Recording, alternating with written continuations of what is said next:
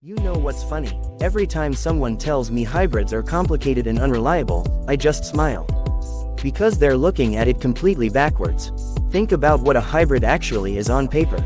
Two power sources, a high-voltage battery, an electronic system managing everything in real time.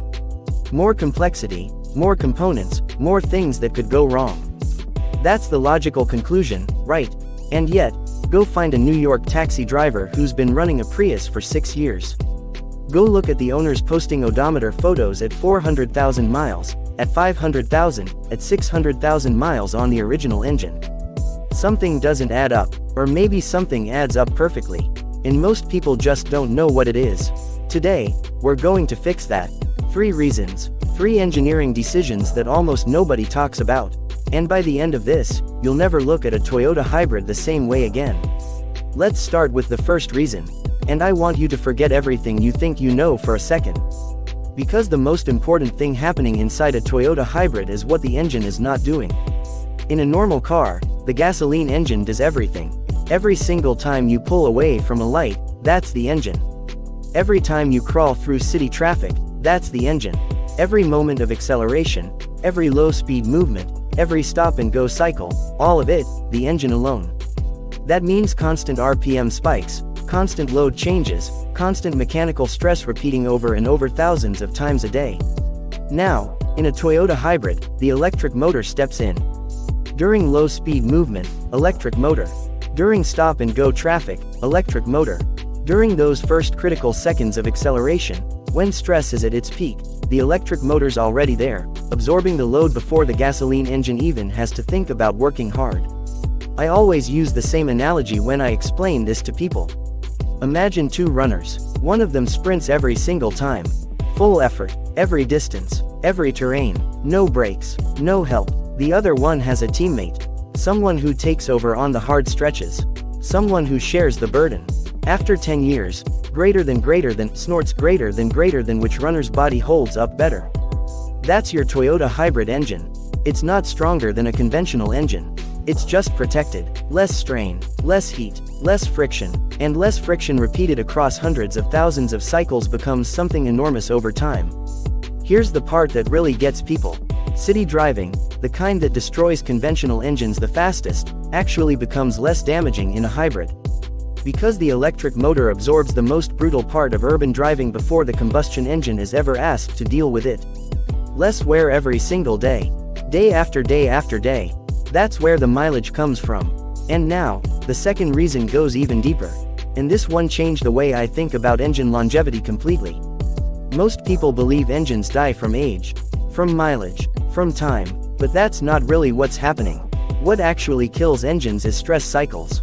Specific, violent, repetitive events that happen on every single drive. Cold starts, that moment when the engine fires from completely cold. Minimal lubrication, metal pressing against metal, oil still finding its way through the system. Rapid acceleration events, hard gear changes, extreme RPM swings happening over and over again. None of these are catastrophic on their own, but repeated thousands of times across the life of a vehicle, they create cumulative fatigue. Where that builds quietly, damage that accumulates slowly, until one day something gives. Now, here's what Toyota's hybrid system does. It doesn't eliminate these events entirely, but it reduces them dramatically. The electric motor fills the power gaps. It smooths the transitions. It absorbs shock loads before they ever reach the mechanical components. I think of it like moving heavy boxes. If you're doing it alone, every single lift is your full burden. Your back, your joints, your muscles taking all of it every time. But if someone steps in and takes half the weight on every lift, you can do the same job for years longer before your body starts to break down. That's exactly what the electric motor does for this drivetrain. Every time there's a sharp demand, every time there's a transition, every time there's a moment of stress, the system absorbs it, spreads it, reduces it. This is why hybrid drivetrains build this reputation for being almost boring in their reliability. Not because they're built from exotic materials, not because they're over-engineered, but because the system is quietly preventing the kind of damage that would otherwise be building up every single day. And now we get to the third reason. This one is the most misunderstood. And honestly, it's the one that I find most fascinating. When most people hear that Toyota hybrids use a CVT, they get nervous. CVTs have a complicated reputation. Some feel strange, some have reliability issues, and a lot of experienced car people instinctively distrust them. So, I completely understand the reaction. But here's where everything flips. Toyota's hybrid eCVT is not a conventional CVT. It is something fundamentally different. And once you understand what it actually is, the reliability numbers stop being surprising. A traditional automatic transmission is a mechanical marvel. Clutch packs, hydraulic circuits, multiple gear sets, dozens of components all working together. All of them subject to wear. All of them generating heat. All of them potential failure points. A conventional CVT replaces gears with a belt and pulley system. It solves some problems and introduces others. Toyota's eCVT does something else entirely. It uses a planetary gear set, a compact, elegant mechanical arrangement integrated directly with the electric motors. No belt, no clutch packs, no hydraulic complexity, fewer moving parts, fewer friction surfaces, less heat, less wear, and fewer things that can eventually fail. This is why you find Prius taxis doing 400,000 miles and never once touching the transmission. This is why fleet managers, people who run vehicles hard on tight budgets with zero tolerance for downtime, keep coming back to Toyota hybrids, because the drivetrain holds up under conditions that would have destroyed a conventional transmission long before reaching those numbers. And now, all three reasons start connecting together. Because here's the thing, the engine works less aggressively. That's one layer of protection. Stress events are smoothed out and absorbed. That's a second layer. The drivetrain has fewer components generating wear. That's a third layer. Each of these factors on its own makes a real difference, but together, they don't just add up, they multiply.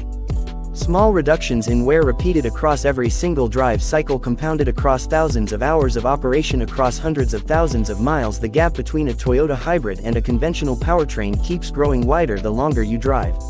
I always explain it this way. Imagine removing one tiny scratch from a metal surface every single day before it has the chance to deepen into a crack. On any given day that barely matters. But over 10 years, over 20 years, you end up with something that looks almost new while everything around it has deteriorated. That's the compounding logic Toyota built into these systems, and it runs quietly in the background every single time the car moves. So when you see a Prius with 350,000 miles on the original engine and the original transmission, it's not a miracle. It's not luck. It's three engineering decisions working together, protecting each other, quietly doing their job every single time you drive. Toyota didn't build an immortal engine. What they actually built is a system that avoids creating unnecessary damage in the first place.